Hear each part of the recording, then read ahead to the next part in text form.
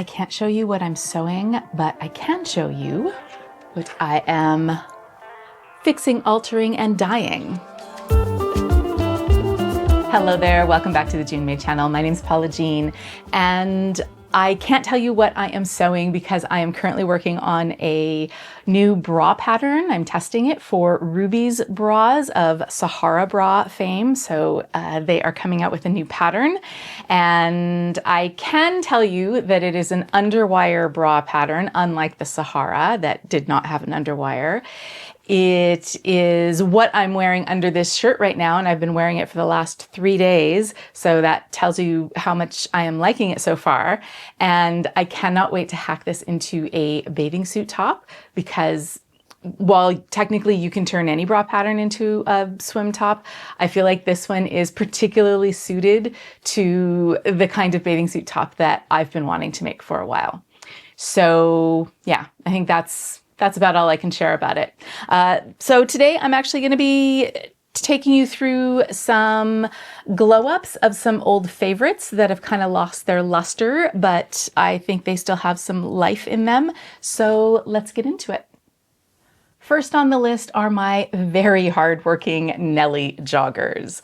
These are a pattern by Pattern Scout. They're a woven jogger. Mine are made out of a crinkle cotton, and these have been with me. I was going to say they've been on every camping and hiking trip I've ever been on since I made them a little over 5 years ago, but I think they've actually been on every single trip I've been on, regardless of camping or hiking, in addition to wearing them around the house and around the neighborhood. They have this really cool inset on the side seam that you can either put a contrast fabric, or what I chose to do was do some contrast stitching on the side, but you can hardly see it anymore because with all of the wearing and washing, the color has faded quite a bit on these. And so I want to address that because I would like that stitching to stand out again. They also have an elasticated back waist, and the elastic has gotten a little loose. And in the front flat waistband, I actually used too light of an interfacing there. So with them kind of stretching out and being a little big, that front waist collapses a lot when I sit or bend over or anything. So I also want to address that. I think these have many, many trips and wears left in them. So these and all of these projects I'm going to start with a dye bath and then address all of the fits and fixes afterwards. Next up, another pair of bottoms, another Pattern Scout pattern. These are the comfy pants that I altered, kind of slimmed out the knee. I made these out of a stretch French terry, and I accidentally cut them in the wrong direction. So the fabric had stretch in both directions, but the wrong direction had a little less recovery.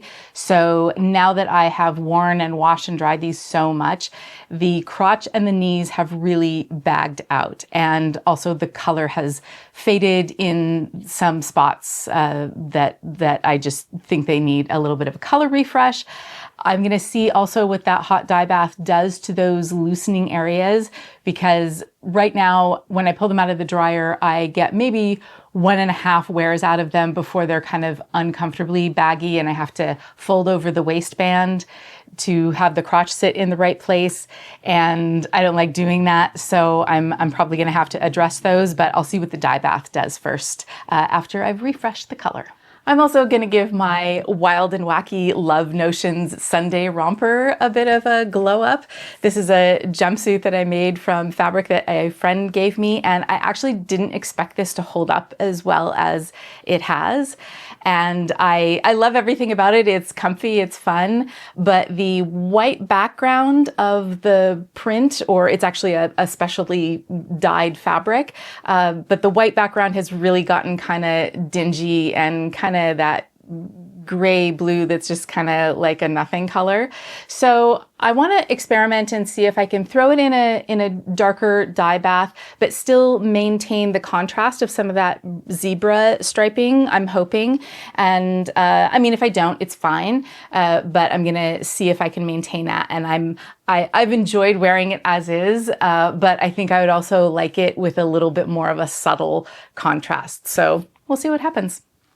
And then the last two items are actually a couple of ready-to-wear pieces. One is a maxi skirt that used to be a dress. The bodice of it was one of those fully sheared bodices with little sleeves that you could wear on or off the shoulder. And I wore it a couple of times and realized that I don't love a fully sheared bodice on me. It makes my bust look 3 times bigger than it is. I don't mind shearing like under the bust or in the waist for some shaping, but the bodice just didn't suit me. So I cut it off, threw some elastic in the waist, and I made it into a skirt that I really like. But I don't have a whole lot of tops that look good with this particular hue of turquoise. So I'm going to throw it in a darker dye bath. It does have this cool broderie anglaise that's in the second tier of the skirt. I'm assuming that that thread is polyester and that I'm going to end up with a little bit of a contrast, and hopefully I'll like that. I have also always wished every time I've worn this skirt that it had pockets. It doesn't have side seams. It just has a single center seam in the back. So I'm going to see if I can figure out a way that I can add some pockets that are more or less at where the side seams would be, but that don't require a side seam. So I'm thinking right now that that'll be kind of a modified welt pocket, maybe with or without the welt. So I'm gonna just throw some cotton fabric into the dye bath. So hopefully that will match and I'll be able to make some interior pockets because I don't want patch pockets on this skirt. So I'm hoping that that will work. And then last but not least is just a cute white sweatshirt that is lightweight. It's made out of a cotton ribbing fabric. I think this is from Columbia Sportswear. And if you saw my last video, you know I'm trying to get over my fear of wearing white clothing on top. And I have gotten a fair amount of wear out of this. Love to wear it to the beach and stuff, but it's just gotten really dingy and yellow, like under the arms and around the neck and stuff. I have tried every kind of like whitening and brightening protocol that I know of, and it's just, you know, it's gotten a little dingy in those areas. So I am going to dye it in a darker color. I won't feel as sheepish about wearing it out or raising my arms when I do. And I think I'll get a lot more year-round wear out of it as well, because right now I only wear it like on some cool nights in the summer. So those are the projects, and that's what I'm going to be working on over the next several days. The colors that I'm going to be doing, I'm not doing everything a different color. I'm going to do 2, possibly 3 dye baths. And the first one I'm going to do is my favorite dye, which is the eye dye by Jacquard. I've talked about this before. This is in olive. It's the same dye that I used to dye my Vivi dress, and I love that color. The things that are going to go in this dye bath are the Nelly joggers to refresh that color. Might change it a little bit. I'm fine with that. I'm also going to throw the maxi skirt and the Sunday romper in with this dye bath. So I don't know what it's going to do on the turquoise of the skirt, and I don't know what it's going to do to that zebra striping on the other one, but I'm willing to do the experiment. In case that goes wrong, I also got some navy blue Rit dye. I got the powder dye this time. I have used the bottled dye before. I think I was afraid of using the powder because I've heard rumors of the color being inconsistent, but as I've researched more, it seems like that might be a user issue and not blending the powder well enough into some hot water before adding it into the full dye bath. So I'm just going to be careful about that. I just want to give this a try because I like the idea of not having the plastic packaging. This comes in all cardboard and paper packaging. So if this works well, then this is a good option for me when I can't have the eye dye or I don't have access to it. So the skirt and the romper can go into a navy blue bath if the olive just turns out terribly. And then for the refresh of the sweatpants and the dyeing of the white sweatshirt, I got 2 boxes of dark green Rit, just going by the color on the outside of the box. It looks really close to what the original shade of forest green was of the sweatpants, and I'm expecting the white to dye just fine. So I'm not going to take you through the process of the dyeing because I've already done that on this channel a lot. I will, though, let you know a little trick that I use to know how much dye I need. So on the back of any dye package, it will generally tell you how much weight that a single package will dye. So on the back of this RIT one, it says 1 package will dye 1 pound of dry fabric. Or it gives an example of 2 adult large t-shirts. Well, that might be helpful if you're actually doing only t-shirts, but even then, t-shirts come in different weights. So frequent travelers will recognize this as a luggage scale, and these are available everywhere, and you can usually change them between pounds and kilograms, whichever you need. So what I do, instead of having to get on a scale with everything, is I'll take a lightweight reusable shopping bag or any bag that you have, weigh it. This one is so lightweight it doesn't even register, so that's easy. But if it does register some weight, then just remember or write down that number so that you can subtract it. And then I'll just, for example, put my skirt in, weigh the bag, and that comes up as 1.2 pounds. So I know that one of these packages will more or less dye my skirt, and if I want to do more than that, I will need more than 1 package. So that is how I figure out my dye quantities. And I will meet you back here for the results. Several days later. Alrighty, the dyeing is done and the results are in. I'm going to start with the olive dye bath results. And these are the pants. These are the Nelly joggers. Thrilled with how this color turned out.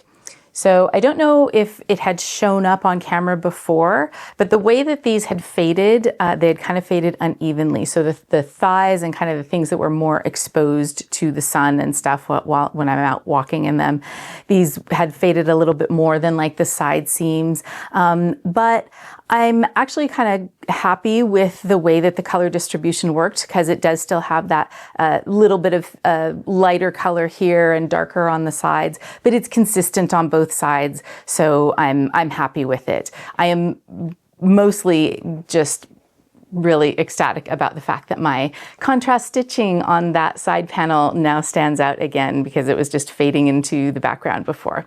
So that was the main thing. So next steps for this are going to be to open up these flat front waistband pieces so I can put a piece of interfacing in there that's a little bit more substantial. I'm also going to take in the elasticated back a little bit. I'm going to use some 3/8 inch elastic to do that, because this is actually one wide piece of elastic that I had sewn channels on top of.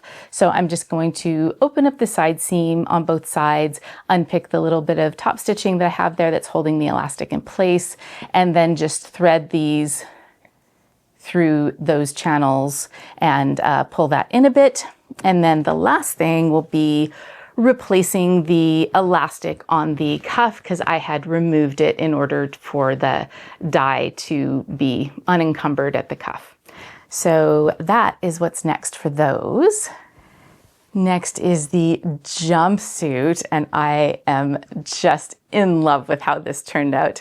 I'm kind of a little bit disappointed that I didn't do this sooner, because I just love how this color combination worked out. So this is the olive with the dark blue. I think the blue did take a little bit of the color, so it deepened it a little bit.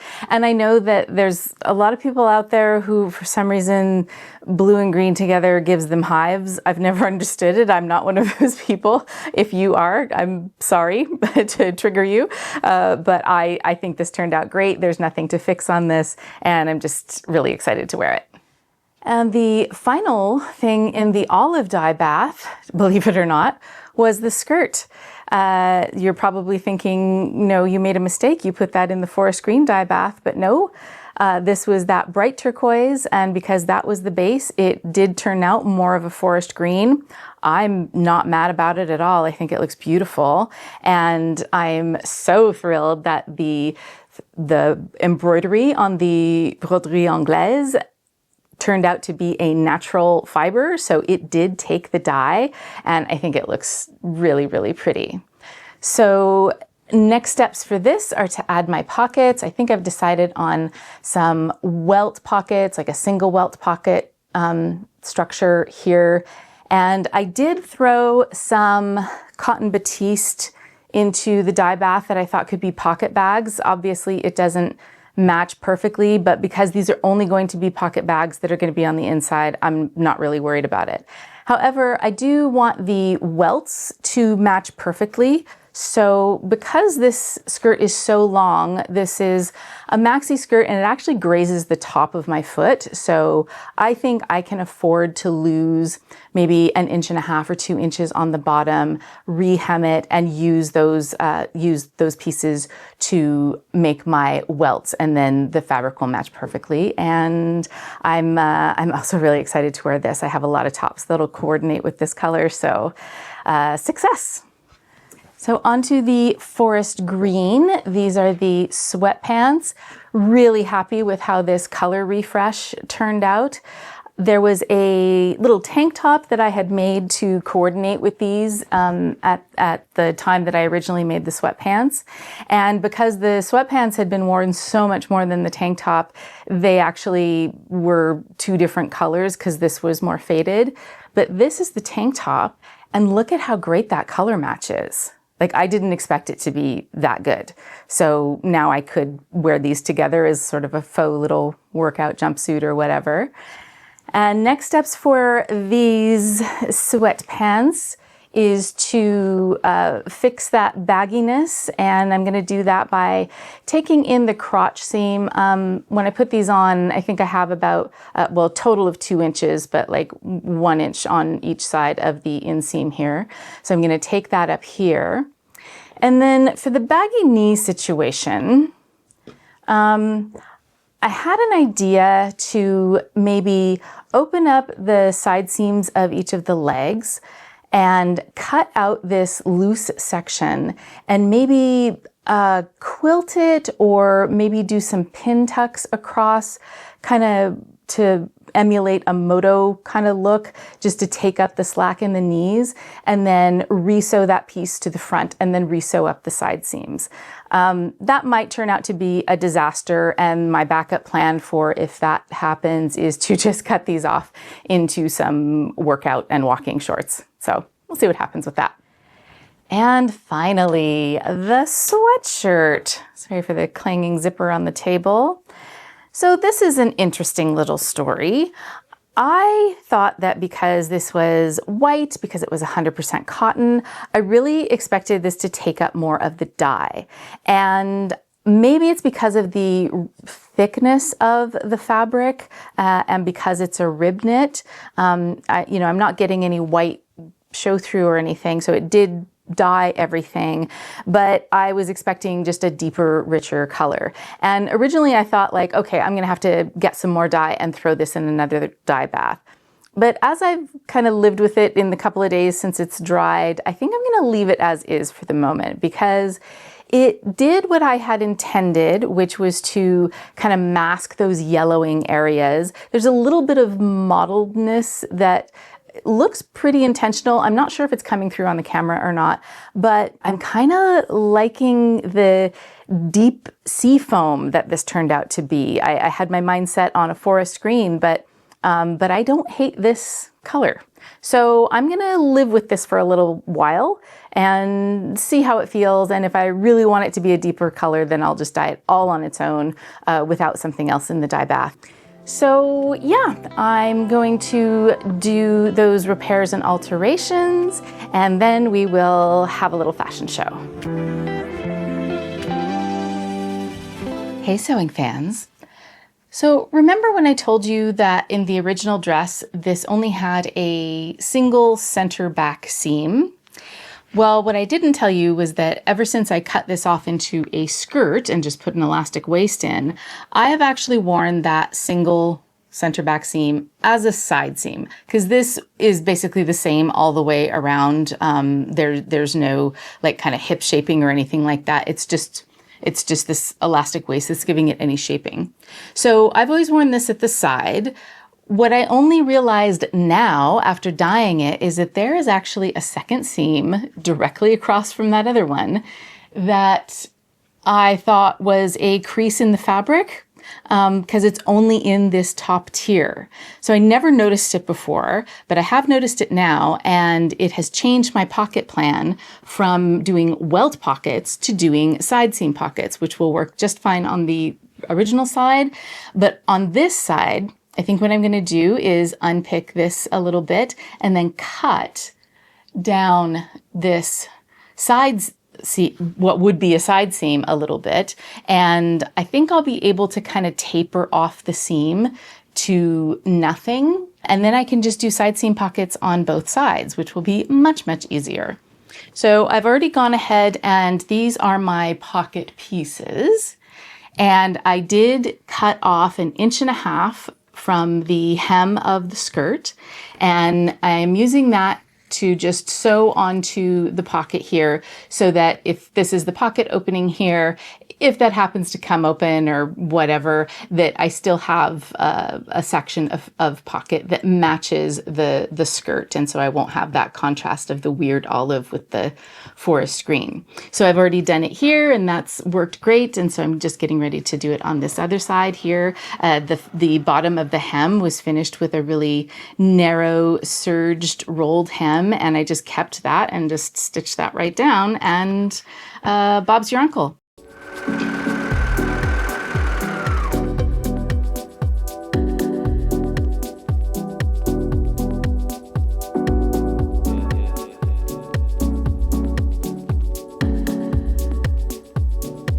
These are certainly ready for some more adventures. I am so happy that they fit more like they used to. Fortifying that front waistband and tightening it up in the back worked great. And as I said before, love how the stitching shows again.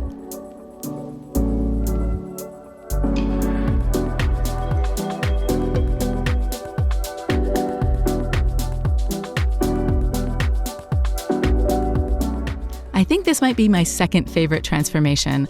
I love how it's still fun, but a little more subtle and much more my colors.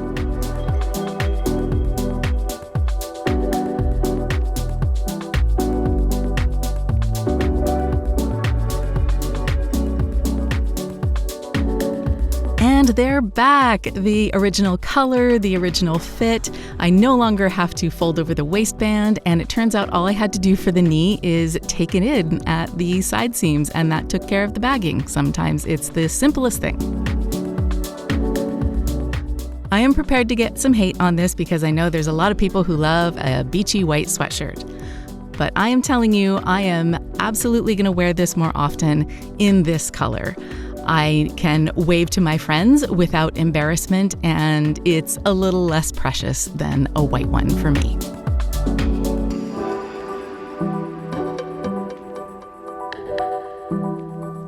This is obviously my favorite transformation of all.